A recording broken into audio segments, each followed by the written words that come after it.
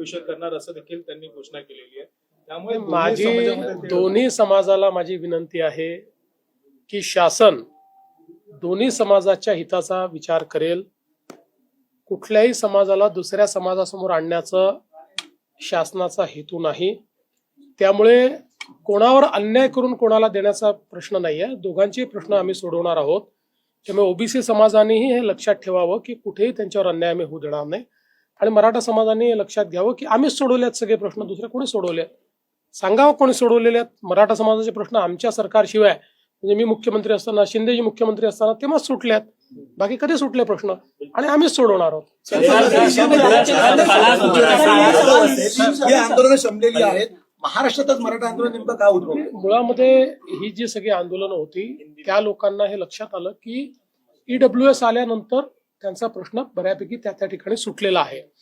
आपल्याकडे कदाचित ती ईडब्ल्यूएस ची मानसिकता तयार झाली नाही आणि त्याच्यामुळे काही प्रश्न कॉम्प्लिकेटेड आहेत. पण आता आपण तोही प्रश्न सोडवलेला, आपण आरक्षण दिलेलंच आहे आणि कोर्टात अजूनही ते टिकलेलं आहे.